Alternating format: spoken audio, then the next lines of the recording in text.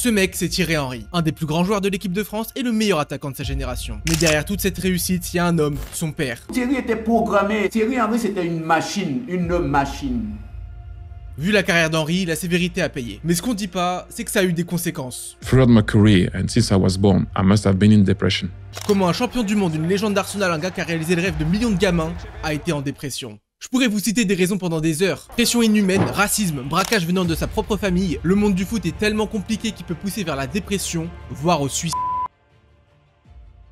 Mais avant, vous savez à quel point c'est dur de devenir footballeur pro? Évidemment, vous vous doutez qu'il faut charbonner, mais ça donne quoi niveau stats? Pour 265 millions de licenciés dans le monde, on compte 113 000 pros. Ça fait seulement 0,04%, c'est famélique. Pour comparer, le très difficile concours de médecine, c'est 15% d'admis. Bref, j'arrête avec les chiffres, mais ce qu'il faut que vous compreniez, c'est que devenir pro, c'est entrer dans l'élite de l'élite. Pour parvenir à ça, faut plus que de la volonté, faut une vraie détermination. Parce qu'à part si t'as le talent de Neymar, si tu bosses pas comme un fou, tu peux pas sortir du lot. Que ce soit en France, au Brésil ou n'importe où, ceux qui tentent de percer, ils viennent souvent des quartiers pauvres. Là où le foot, c'est un des seuls moyens de réussir. Ok, ça fait déjà pas mal de pression, mais c'est pas tout. Les jeunes de ces quartiers-là, c'est pas les seuls à galérer, il y a leur famille aussi. S'ils échouent, c'est pas que leur rêve, c'est tous leurs proches qu'ils abandonnent. Pour ceux qui pensent que j'exagère, je vous donne un exemple, Romelu Lukaku. Aujourd'hui, c'est un international belge reconnu, sans aucun problème d'argent, mais avant, c'était bien différent. Quand il était petit, Romelu mangeait tous les midis la même chose, du pain et du lait. Mais un jour, il a vu sa mère faire un truc bizarre avec son verre. Il s'est pas posé vraiment de questions jusqu'à ce qu'il goûte et qu'il réalise. Son lait était coupé à l'eau. À ce moment-là, Romelu comprend, sa famille était tellement pauvre qu'elle pouvait même pas se payer du lait. L'électricité aussi d'ailleurs. Chez lui, il faisait souvent noir et il devait prendre des douches froides. Et encore, dans sa tête d'enfant, c'était pas ça le plus terrible. Le plus terrible, c'est qu'il loupait toujours la Ligue des Champions parce que sans courant, pas de télé. Tout ça, ça a donné une putain de rage de vaincre à Romelu. Il a promis à sa mère qu'il allait devenir pro pour les sortir de la misère. Du coup, avant chaque match, Romelu il se rappelait de sa promesse et il jouait comme s'il était en finale. Et tant pis s'il devait mettre les crampons trop grands de son père. Quand il tirait, c'était pas pour marquer. C'était pour fracasser la cage. Grâce à ses efforts, Lukaku a fini par percer. Il est devenu un joueur important, un mec qui joue pour des grands clubs et même son pays. Mieux, il a réussi à mettre sa famille à l'abri. L'histoire est vraiment belle, mais c'est pas toujours le cas. Avoir autant de pression aussi jeune, ça détruit la plupart. Et si tu la ressens pas, t'inquiète pas que ta famille te la mettra. Il y en a plein des comme ça. Des parents qui font tout pour que leur gosse devienne le prochain Mbappé. Ce qu'ils oublient, c'est que, justement, c'est encore que des gosses. Transposer ton rêve sur ton gamin, lui imposer une vie dont il veut pas, c'est vraiment pas ouf. C'est exactement ce qu'a fait le père de Thierry Henry. Lui, la première chose qu'il a dit en voyant son fils, c'est ça. This baby will be an amazing football player. Certes, Henry est devenu un grand joueur, mais il a jamais eu le choix. Son père lui en a fait baver. Du coup, il a jamais lâché Thierry d'une semelle, il s'est jamais montré satisfait, il a toujours poussé à faire mieux, il l'a programmé à réussir. Faut réussir, moi ce que je veux c'est réussir. À 13 ans, Thierry dispute un match, son équipe gagne 6-0, il met les 6 buts. Normalement, quand ton fils fait ça, t'es archi content. Pas le père de Thierry. De Viry à la maison, mon père il m'a sorti toutes mes erreurs dans le match. Quand on voit ça, on comprend mieux pourquoi il allait mal. Surtout que c'est loin d'être fini, parce que quand un jeune comme lui bosse dur, il peut intégrer un centre de formation. Sur le papier, ça semble idéal. Ils pratiquent leur passion, ils apprennent auprès des meilleurs, ils se rapprochent de leurs rêves. Mais dans la réalité, il faut se rendre compte à quel point c'est dur. On parle de gamins de 13-14 ans qui quittent tout, leur ville, leurs potes, leur famille. Aucun ado n'est préparé à ça. C'est tellement dur mentalement qu'il y en a qui pleurent tous les soirs. Et pour rien arranger, le rythme est super difficile. En plus de s'entraîner pas comme des pros mais presque, ils continuent d'aller en cours. Leur journée elle commence à 7h et elle se termine à 22h. En fait, ils loupent une partie de leur enfance. Et ils perdent leur innocence. Comme ils passent tout leur temps avec le même groupe et qui vivent la même chose, ils créent des liens solides. Le problème, c'est que dans ce groupe, il y en a que 10% qui vont devenir pros. La vérité, c'est qu'être en centre de formation, c'est être en concurrence avec ses amis. Et malgré ça, ils peuvent pas avoir d'état d'âme. Parce que s'ils jouent pas leur vie, ils vont finir dans les 90% recalés. Et échouer si près du but, c'est un horrible retour à la réalité. Tous ces sacrifices pour rien, c'est archi dur à digérer. Surtout qu'ils ont honte. Honte d'avoir raté. Et une fois que tout est fini, faut se relever. Faut trouver un nouveau but dans la vie. Faut qu'ils se démerdent seuls, parce que leur ancien club, il les a déjà oubliés. Et c'est comme ça qu'on arrive à des cas comme Jérémy Wisten. À 13 ans, Jérémy a intégré le prestigieux centre de Manchester City. Il avait des étoiles plein les yeux. Il est entré dans le club de sa ville, le même club que Vincent Kompany, son idole d'enfance. En plus d'être talentueux, Jérémy était vraiment passionné par le football. Quand il était petit, il sortait toute la journée pour taper la balle et même après des heures passées dehors, son père arrivait jamais à le convaincre de rentrer. Et quand il est entré à Manchester City, Jérémy a gardé cette mentalité. Ok, il était doué, mais il bossait quand même très dur pour intégrer l'équipe première. Ses efforts allaient payer. Il allait signer pro, mais s'est gravement blessé au genou. Et quand City a annoncé la liste des jeunes qu'ils allaient garder, Jérémy n'y était pas. Ça a été un vrai coup dur, il était dévasté. C'était son rêve de jouer pour City. Heureusement, tout n'était pas terminé. Certes, il avait foiré, mais il pouvait trouver un nouveau club. Surtout que Manchester lui a promis de l'aider. Jérémy a fait pas mal d'essais, mais son genou le faisait toujours souffrir. Du coup, il a encore été recalé. Personne ne voulait de lui. Même City qui devait l'aider, l'a laissé tomber. Il s'est senti abandonné, il était désespéré, et le 24 octobre 2020, il s'est pendu. La mort de Jérémy a marqué beaucoup de monde. Pour autant, le monde du foot n'est pas devenu une safe place. Demandez aux coachs. Déjà qu'on pense pas beaucoup au bien-être des joueurs, mais alors les entraîneurs, que dalle. Les coachs, ils doivent absolument tout gérer. Ils doivent motiver leurs joueurs, leur faire comprendre leur stratégie. Tout ça même s'ils les détestent. Parce que t'inquiète pas, quand ils mettent un mec sur le banc, ils se font haïr. Et comme tout le monde ne peut pas être titulaire, il y a toujours des déçus. Mettre qui que ce soit sur le banc ou mettre qui que ce soit en dehors du groupe, c'est la chose que je déteste le plus. C'est le truc le plus difficile à faire aussi. Tous ces égos, c'est un enfer à gérer. Être coach, c'est aussi gérer la presse. Ça veut dire que tous les 3 jours, ils répondent à des questions pas pertinentes, ils se justifient pour toutes leurs décisions, ils sont jamais tranquilles. Et ça, c'est aussi de la faute des fans. Un stade de 40 000 personnes, c'est 40 000 types qui sont convaincus qu'ils feraient mieux que l'entraîneur. Et vous savez quoi? C'est même pas ça le pire. Le pire, c'est qu'ils ont une pression de zinzin. Parce que si le club a des mauvais résultats, c'est les premiers à être pointés du doigt. Les joueurs, la presse, les supporters, les dirigeants, tout le monde les tient pour responsables. Être entraîneur, c'est toujours être au bord du gouffre. Ils ont besoin de temps pour mettre leur projet en place, mais personne leur laisse le temps. Quelques défaites et ils sont dehors. Coach, c'est un poste archi ingrat. Mais faut quand même qu'ils soient à fond tout le temps. C'est eux qui impulsent la dynamique. S'ils sont mous, ça va impacter les joueurs. Ils peuvent pas se le permettre. On pourrait se dire que c'est le revers de la médaille, que tant qu'ils gagnent, c'est acceptable. Mais même quand ça se passe bien, au bout d'un moment, c'est juste trop. Prenez Jürgen Klopp, l'entraîneur de Liverpool. Ça fait 9 ans qu'il est là-bas, il a remporté tous les trophées, il est adulé par les fans. Ça l'a pas empêché de dire qu'il avait plus d'énergie et qu'il voulait goûter à la vraie vie. But it's only possible if you are very busy and 100,000% committed to everything you do and you dedicate your whole life to it. C'est tellement difficile que même s'ils gagnent, Klopp va prendre une pause. Avec ça, on devine que les coachs sont hyper exigeants avec leurs joueurs, et c'est le cas. Mais cette exigence-là, bah ça a un vrai impact. Ça fait que la relation entraîneur-joueur, elle n'est pas toujours simple. Oui, bah moi, l'intransigeance, la rigueur, ça me caractérise. Mère fouettarde aussi, par moments. Celle que vous venez d'entendre, c'est Corinne Diacre, l'ancienne sélectionneuse de l'équipe de France. Et même si elle le dit avec ironie, bah ça s'est pas hyper bien passé avec ses joueuses. À peine arrivée, elle a injustement enlevé le brassard à Wendy Renard, la capitaine historique. Puis elle a imposé un rythme ultra soutenu, quasi militaire, tout ça même pas dans le but de faire progresser les joueuses. Non, tout ce qu'elle voulait, elle, c'était les faire souffrir. Bien sûr, c'était débilement exagéré, mais ça, fallait pas le dire. Parce que si l'une d'entre elles osait se plaindre, Diacre lui faisait la misère. Elle était tellement ignoble que tout le monde la surnommait Attila. En plus de ça, elle était pas très compétente, son équipe jouait vraiment mal. Comme à la Coupe du Monde 2019 où elles ont perdu en quart de finale. Au moins, c'était une bonne occasion de se remettre en question. Mais à la place, elle a préféré allumer ses joueuses devant la presse. C'en était trop pour Amandine Henry, la capitaine de l'époque. Je voyais des filles pleurer dans leur chambre. Moi, personnellement, je pleurais parfois dans ma chambre parce que j'avais envie de vivre cette Coupe du Monde. Ça a été un chaos total. Évidemment, Corinne Diacre n'a pas supporté que sa capitaine se plaigne dans les médias. Du coup, elle l'a menacée devant toutes les joueuses en lui disant, et c'est pas une blague, dans la vie, tout se paye. Puis elle lui a retiré le brassard de capitaine avant de carrément l'écarter. La situation est devenue tellement catastrophique qu'à la fin les joueuses ont fait un putsch. Elles ont annoncé qu'elles joueraient plus en équipe de France tant que Diacre était là. Encore une fois, elle en a rien eu à foutre, carrément elle voulait rester. C'est la fédération qui a dû la virer pour que tout rentre dans l'ordre. Heureusement, tous les entraîneurs sont pas aussi durs. Parce que les joueurs le sont déjà assez entre eux. Quand tu fais partie d'une équipe, t'as pas le droit de montrer quand ça va pas. Il y a une anecdote quand je jouais à la Juventus et on est dans l'avion, je vais aux toilettes et je passe à côté d'un joueur et il est en train de pleurer. Je reviens et je dis ça va? Et il me dit non, je regarde ce film, c'est la 4e fois que je regarde ce film et à chaque fois que je le regarde, je pleure. Je vais m'asseoir à côté de Carlos Tevez et je dis Carlito, tu me croiras jamais. Le gars il regarde un film et il chiale. On atterrit à peine et Carlito direct il dit mais vous pensez qu'on peut aller à la guerre avec ce joueur? Il regarde un film, il pleure et là tout le monde se marre. Ce genre de truc, ça donne pas envie de se confier. Si tu veux t'ouvrir, c'est triste, mais vaut mieux que t'attendes la fin de ta carrière. Un peu comme Patrice Evra, l'ancien capitaine de Manchester et de l'équipe de France. Lui, il a expliqué que pour réussir au plus haut niveau, il a dû dominer ses émotions. Il a mis son humanité de côté et il a fait ressortir le robot, le tueur en lui. C'est un état d'esprit qui, ok, lui a permis de réussir, mais qui l'a surtout fait souffrir. Lorsqu'il avait 13 ans, Patrice a rejoint un très bon club en région parisienne. Problème, sa nouvelle équipe était trop loin de là où habitaient ses parents. Comme il avait nulle part où dormir, le proviseur de son collège lui a gentiment proposé de rester chez lui. Du moins, c'est ce qu'il croyait. Au début, tout allait bien, jusqu'à ce qu'un soir, le principal rentre dans la chambre de Patrice. Sans rien dire, il se glisse dans son lit, puis il l'agresse. Patrice est alors effrayé et honteux de ce qui lui est arrivé. Tout ce que peut faire Patrice, c'est d'essayer de résister à son agresseur, mais souvent, ça suffit pas. Son calvaire a duré jusqu'à ce qu'il demande à sa mère de partir. Même quand tout était fini, Patrice a rien dit. À des moments, il a voulu parler, mais il était complètement bloqué. Il faisait plus confiance à personne. Ni à la police qu'il a auditionné des années après, ni à sa mère à qui il a toujours assuré qu'il s'était rien passé, et surtout pas à ses coéquipiers. Ce qu'il a fait, c'est qu'il a mis ses sentiments de côté et qu'il s'est forgé un putain de caractère. Il s'est enfermé dans son rôle de leader, déterminé, agressif. C'était son moyen à lui de survivre après son traumatisme. Pendant toute sa carrière, il a eu ce poids sur le cœur. Jusqu'à ce qu'il rencontre sa femme, Margot. Margot, c'est la première personne à qui Patrice a fait confiance. Elle l'a aidé à débloquer ses émotions et à accepter sa vulnérabilité. Grâce à elle, Patrice s'est ouvert et il a raconté son histoire. Il arrivait enfin à faire confiance aux autres. D'ailleurs, Patrice de cette époque, oui, il se marrait. Patrice d'aujourd'hui, peut-être qu'il aurait regardé le film avec le joueur et peut-être qu'il aurait pleuré. Mais je veux dire, il aurait pas rigolé, il serait pas moqué.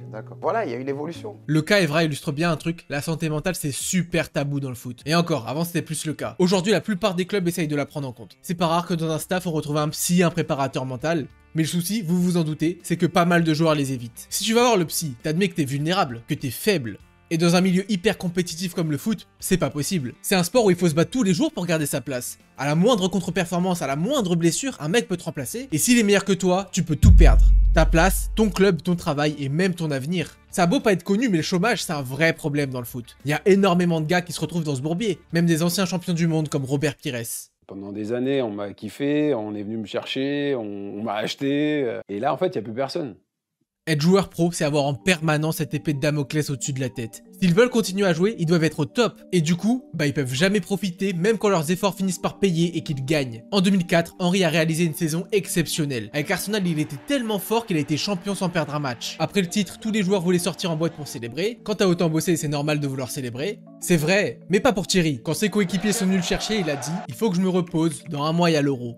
Vous vous rendez compte? Il vient d'accomplir un exploit mais monumental et la seule chose à laquelle il pense, c'est la prochaine compète. C'est dingue et c'est sûrement pour ça qu'Henry a fait une si belle carrière. Mais c'est aussi pour ça qu'il n'était pas vraiment heureux. Pour être un grand champion dans ce sport, tu dois passer par là. Tu dois résister à un rythme infernal, une saison c'est 3 matchs par semaine pendant 10 mois. Dans ces conditions, c'est impossible de se reposer. Même relâcher un petit peu la pression, c'est compliqué. Même pendant tes vacances, il faut continuer à travailler. En réalité, pour être un des meilleurs du monde, t'as pas le droit de penser à toi. Si tu bosses pas comme un chien et qu'au contraire tu profites un peu trop, t'auras beau être le plus doué, tu finiras par te cracher. Depuis que Neymar est gosse, tout le monde le voit comme un immense crack. Il était encore ado que c'était déjà la star du championnat brésilien, puis il est allé au Barça où il a confirmé tout son talent. Neymar était juste trop fort. On pensait tous qu'il allait succéder au Messi, Ronaldo, Pelé. Il devait porter tout le Brésil sur ses épaules comme le roi à son époque. En fait, pendant des années, tout le monde attendait de Neymar qu'il soit le numéro 1. Et ça, c'est tellement épuisant mentalement que c'est juste inhumain.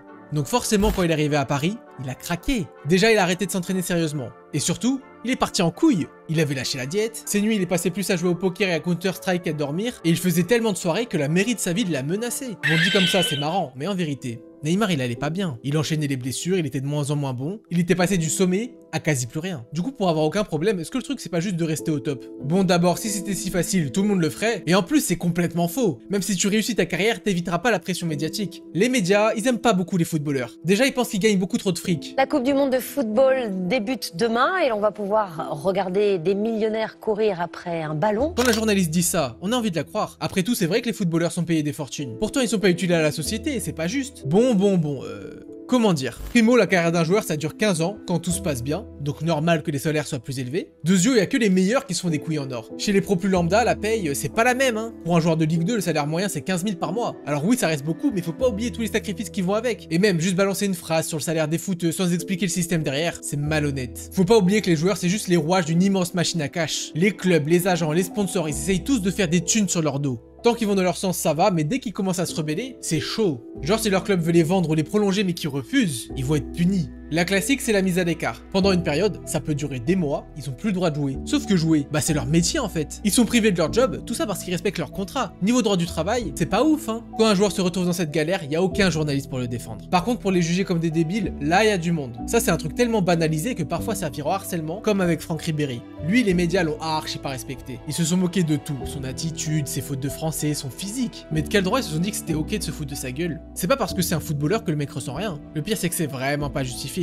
Ribéry, il est tout sauf con, hein. Le gars, il parle 3 langues, français, allemand, italien. Sur le terrain, c'était un vrai génie, il comprenait mieux le jeu que personne. Et même s'il a fait des erreurs, qu'il n'en fait pas, il a très bien géré sa carrière. Il a réussi partout où il est passé. Bref, de l'intelligence, il en a montré et pas qu'un peu. Mais bon, les gens qui ont jugé Ribéry étaient pas assez malins pour le voir. Heureusement, c'est pas tous les médias qui sont comme ça. Les médias spécialisés foot, en général, ils ont moins de clichés. Bon, c'est pas pour autant que c'est des gentils, hein. Quand il s'agit de critiquer les joueurs, ils y vont pas avec le dos de la cuillère. Verratti, c'est une lopette, en fait. Il est dégueulasse, le joueur! Le joueur, il est dégueu! Des déclats de ce genre, il y en a toutes les semaines. Et je sais de quoi je parle, j'en ai déjà fait. Avant de me lancer sur YouTube, j'étais journaliste pour un média marseillais. J'écrivais des articles, je participais à des émissions, en gros, je donnais mon avis. Et en vrai, c'était cool, sauf qu'une fois, j'ai fait un truc pas dingue. Lors d'un match de l'OM, Paul Lopez, c'est le gardien, a fait une grosse boulette. À cause de lui, Marseille a pas gagné. Et ça m'a rendu plutôt vénère. Du coup, le lendemain, j'ai posté un article salé. Et j'aurais pas dû. Ok, ça faisait plusieurs mois que Lopez n'était pas bon. En plus, j'ai sorti des vrais arguments. Mais dans le fond, cet article, il a fait plus de mal que de bien. Quand je l'ai écrit, j'ai pas du tout pensé pensé à l'impact qu'il pouvait avoir. Mais la vérité c'est qu'à ce moment-là, Pau il était en dépression. Il était tellement mal qu'il a hésité à arrêter sa carrière. Finalement, il l'a pas fait. Il a pu en parler et aujourd'hui il va mieux. Bon, vous vous en doutez, c'est pas à cause d'Mbappé que ça allait pas. Mais c'est sûr que ça n'a pas aidé. Évidemment, on a le droit de juger les joueurs, mais faut jamais oublier que c'est des personnes derrière. Comment vous feriez-vous pour gérer des milliers de critiques? Compliqué, hein? Bah pourtant c'est le pain quotidien des footballeurs. Dès qu'ils prennent la parole ou qu'ils font un geste, il y a des tonnes de gens pour les juger. Le problème c'est qu'un humain est pas fait pour supporter autant d'avis, positif ou négatif d'ailleurs, parce que quand un joueur est bon, il est adulé par les supporters. Ok c'est positif, mais ça met une grosse pression sur les épaules. Du coup forcément au bout d'un moment il est moins bon, et là il se fait défoncer.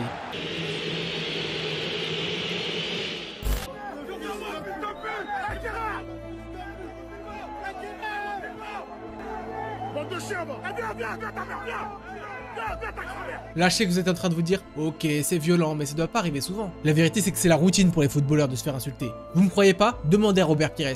Prendre le bus, aller à l'aéroport, faire les matchs, gagner, perdre, te faire insulter, enfin, un truc traditionnel quoi. Un autre truc traditionnel dans le foot, bah c'est le racisme. On a beau être en 2024, on est loin d'être débarrassé de cette merde. Des joueurs qui se font agresser, il y en a dans chaque championnat. Par exemple Vinicius, l'attaquant brésilien du Real Madrid. Attention, les propos sont violents.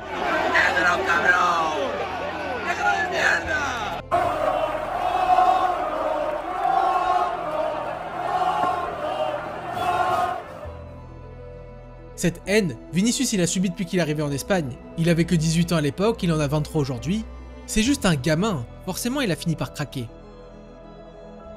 Vous savez ce qui est révoltant? C'est que les joueurs victimes de racisme, ils affrontent ça seuls. Alors qu'ils prennent des vagues dans la gueule, les instances elles bougent pas. Pire, elles défendent leur petit bout de gras. Quand Vinicius a affirmé que la Liga était xénophobe et qu'elle laissait les racistes agir, qu'est-ce qu'il a fait le président? Il a soutenu Vinicius? Il a prononcé des grosses sanctions pour montrer l'exemple? Je sais que ça semble logique mais...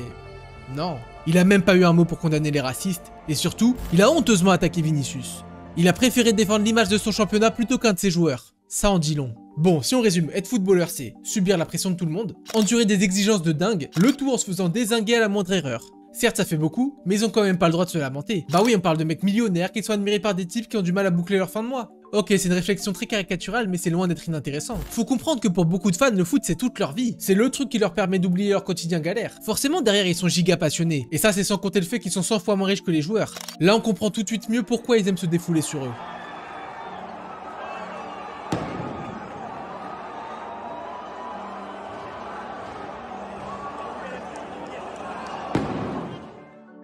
Après attention, je suis pas en train d'excuser les fans qui abusent. Je dis juste qu'il faut avoir conscience de ça si on veut comprendre la relation supporter-joueur. En tout cas les footballeurs eux, bah ils en ont conscience, ils l'ont même assimilé. Et c'est pour ça qu'ils s'interdisent de se plaindre. Le footballeur professionnel n'a pas le droit de se plaindre, parce que comme il gagne beaucoup d'argent, eh bah ça suffit. Les gens vont dire mais ça va, qu'est-ce qu'il veut lui, à pleurer tout le temps. Ok les joueurs restent stoïques, mais c'est pas pour autant qu'ils vont bien. Mais alors pas du tout. Rien qu'en Europe, c'est 38% des footballeurs qui ont des symptômes d'anxiété ou de dépression. Pour que vous compreniez à quel point c'est énorme, dites-vous que dans la population française, c'est 17%. Et on parle de la France, un des plus gros consommateurs d'antidépresseurs. S'il y a un tel écart, c'est parce que le milieu du foot est vraiment mauvais pour la santé mentale. Quand tu baignes dedans pendant des années, ça a forcément un impact. Et comme l'a dit Paul Pogba, les footballeurs c'est pas des super-héros. C'est juste des êtres humains. Des humains qui peuvent pas tout encaisser et qui ont besoin de soutien, notamment de leurs proches. Mais ça, bah c'est pas toujours possible. Parce que des fois c'est les proches le problème. Le foot ça peut vite faire tourner la tête. La notoriété, l'argent, c'est deux trucs qui peuvent transformer ton meilleur ami en ton pire ennemi. Ça peut même briser ta famille, exactement comme Pogba. Lui, le foot, il lui a tout donné. La gloire, c'est un des héros français champions du monde. La fame, le mec est une star planétaire. Et l'argent, il en a gagné tellement qu'il a pu mettre bien toute sa famille. En réalité, Pogba il avait tout ce dont il pouvait rêver. Mais ça l'a pas empêché de vivre un cauchemar. En mars 2022, Paul est rentré en France. Il était là pour 2 matchs des Bleus, mais pas que. Il est aussi venu pour participer à la soirée caritative de son frère, Mathias. La fête se passait bien, les Pogba passaient un bon moment, mais l'ambiance a vite changé. Quand est venue la fin de la soirée, Paul est rentré avec des amis d'enfance. Mais au lieu de l'amener à son hôtel, ses potes l'ont amené devant un immeuble qu'il connaissait pas. Le move était un peu chelou, mais bon, Paul était avec ses proches, donc ça va. Ils sont tous montés et là, ça a dégénéré. À peine entré, Paul a été séquestré dans l'appart. Il pouvait le quitter qu'à une condition, donner 13 millions d'euros. Et pour être sûr que le message soit bien passé, il y a 2 mecs cagoulés et armés qui ont débarqué pour le menacer. Pour sortir, il a dû donner 100 000 et s'engager à payer le reste. Reste qu'il filera jamais puisque Paul a porté plainte et que ses agresseurs ont été arrêtés. Il y a 5 types qui ont été mis en examen dans l'affaire. Ses amis d'enfance et son grand frère, Mathias. D'après les enquêteurs, ça serait lui derrière le chantage. Mais pourquoi? Pourquoi un gars ferait ça à son petit frère? Peut-être parce qu'il était jaloux. Après tout, Mathias aussi il a tenté de percer, mais lui, il a jamais réussi. Alors quand il a vu que son frère a non seulement percé, mais qu'il est devenu un héros, il l'a pas supporté. Et ça, c'est sans parler de l'argent qui a certainement créé encore plus de jalousie. Si je peux vous raconter ça, c'est parce que la famille Pogba s'est déchirée en public.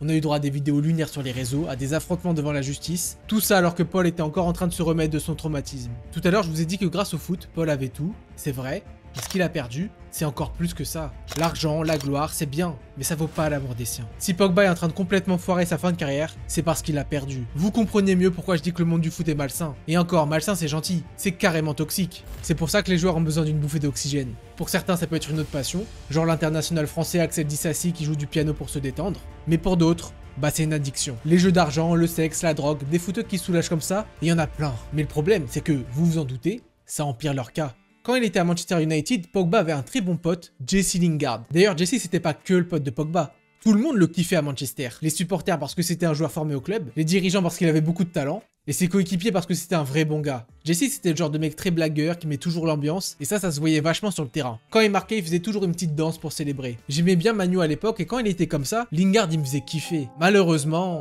ça a pas duré. En 2019, la mère de Jesse a été hospitalisée à cause d'une grave dépression. Comme Jesse était très proche d'elle, ça l'a beaucoup affecté. Surtout qu'il s'est retrouvé seul avec sa petite sœur de 11 ans et son petit frère de 15 ans. Avec tout ça, Jesse avait plus la tête au football. Quand il jouait, bah c'était comme s'il était pas là. Il en pouvait tellement plus qu'il préférait carrément rester sur le banc. Et pour rien arranger, il se faisait déglinguer sur les réseaux sociaux. Malgré tout ça, Jesse s'est accroché. Il a essayé de tout donner pour aider le club qui lui a toujours fait confiance. Et pour que personne s'inquiète, il a fait semblant que tout allait bien. Il a gardé le sourire, il a continué de faire des blagues, et ça a marché, tout le monde y voyait que du feu. Mais ça tenait qu'à un fil. En mars 2020, Manchester a gagné un match de coupe. L'équipe a bien joué, mais encore une fois, Lingard n'a pas été bon. Du coup, quand les joueurs sont montés dans le bus pour rentrer, un supporter a débarqué. Il était super vénère contre Lingard. Il lui a gueulé dessus et il l'a carrément insulté. Certes, Lingard s'est pas laissé faire et le mec a fini par être dégagé, mais le mal était fait. Jesse a craqué. Ça faisait des mois qu'il luttait contre sa dépression, mais ça a été la goutte de trop. Quand il est arrivé chez lui, il se sentait terriblement mal. Il est tombé nez à nez avec une bouteille d'alcool, il l'a vu, il l'a chopé, il l'a descendu. C'était le seul moyen qu'il a trouvé pour tenir. Et sur le coup, ça a marché, ça l'a vraiment soulagé. Défoncé, Jesse souffrait plus et il pensait plus vraiment à ses problèmes. C'était la première fois depuis des mois, donc quand il s'est remis à souffrir, il a recommencé à boire. Jesse buvait encore et encore, toujours plus. Il était complètement au fond du trou. Et le pire, c'est que même l'alcool lui permettait plus de tenir. Il fallait qu'il se passe un truc avant qu'il soit trop tard. À ce moment-là, on est en mars 2020, et qui dit mars 2020 dit confinement. Si pour beaucoup le Covid ça a été une période compliquée, pour Jesse, ça a été incroyable. Grâce au confinement, il a pu arrêter de jouer, et prendre une pause de plusieurs mois, ça lui a fait un bien fou. Surtout que comme il avait rien à faire, il a maté beaucoup de ses vieux matchs. En les regardant, il s'est dit « Merde, c'est ce Jesse-là que j'ai envie d'être. Il faut que je redevienne comme avant. » Et c'est avec ça en tête qu'il a eu le courage de parler de ses problèmes et de se faire aider. Doucement mais sûrement, Jesse a remonté la pente. Et au même moment, sa mère commençait à aller mieux. Avec tout ça, il a retrouvé le plaisir de jouer. Aujourd'hui, Jesse Lingard va beaucoup mieux et ses problèmes sont derrière lui. Le truc c'est que... bah ça finit pas toujours comme ça. Parfois on arrive au pire, comme avec Alexis Beka. Alexis c'était un joueur un peu comme Lingard en fait. Un gars avec une super personnalité qui met un bon mood dans son équipe. Quand il est arrivé à Nice, tout le monde s'est très vite attaché à lui. Son coach lui faisait confiance et il lui rendait bien. Pour Alexis, tout était parfait jusqu'à ce que l'entraîneur se fasse virer. Il est passé d'un coach qui croyait en lui à un coach qui comptait pas sur lui. Alexis a commencé à être sur le banc, une fois, puis deux, puis tout le temps. Ça lui a mis un gros coup au moral. S'il était venu à Nice, c'était pour jouer, pas pour être remplaçant. Mais même s'il était moins bien, il a rien lâché et il s'est battu pour sa place. Il a beaucoup bossé et son coach était tellement content de ses efforts qu'il l'a remis sur le terrain. À partir de là, Beka aurait dû être lancé dans son aventure. Mais c'est pas du tout ce qui s'est passé. L'été est arrivé et avec lui encore un nouvel entraîneur. Nouvel entraîneur qui croyait pas en lui. Sauf qu'Alexis, il était pas prêt à affronter ça une deuxième fois. Mentalement, il était à bout. La vie de sportif de haut niveau lui convenait pas, sa famille lui manquait énormément. Il avait vécu une grosse rupture amoureuse qui l'avait vraiment touché. Tout ça mis bout à bout, ça l'a fait rentrer en dépression. Le gars positif du début était parti, il restait plus que son ombre. Et ça, le club l'a remarqué. Ils ont essayé de faire attention à lui, ils ont aménagé ses entraînements. Il a aussi été suivi par une psy. À ce moment-là, certes, il était pas au top, mais il semblait stable. Alors qu'en vrai, c'était tout le contraire. Un matin, alors qu'il se rendait à l'entraînement, Alexis s'est garé sur le bas-côté de l'autoroute. Il est descendu de sa voiture, puis il s'est approché du bord d'un pont. Il hésitait à sauter. Alexis ne voyait pas le bout de son malheur et il voulait en finir. Pendant qu'il était à quelques centimètres du vide, des personnes l'ont remarqué. Ils ont tout de suite appelé les secours. Rapidement, des pompiers ont débarqué. Ils ont essayé de le convaincre de reculer, mais il n'y avait rien à faire. Il bougeait pas. Il voulait sauter. Du coup, ils ont contacté son club et le président, le coach, la psy, ils sont tous venus pour essayer de le raisonner. Dans le même temps, Alexis avait ses proches au téléphone. Il le suppliait de pas faire le pire. Après 3 heures au bord du vide, Alexis a enfin décidé de revenir. C'est vraiment pas passé loin, mais le drame a été évité. Dès qu'il a été hors de danger, il a direct été amené à l'hôpital. Il y est resté 3 mois, le temps de se remettre sur pied, et aujourd'hui Alexis refait sa vie, dans sa famille, loin du foot. Il sait toujours pas s'il reprendra sa carrière, peut-être qu'il la reprendra jamais. Dans tous les cas, Alexis a pu être sauvé, et on peut que s'en réjouir. Mais d'autres n'ont pas eu cette chance.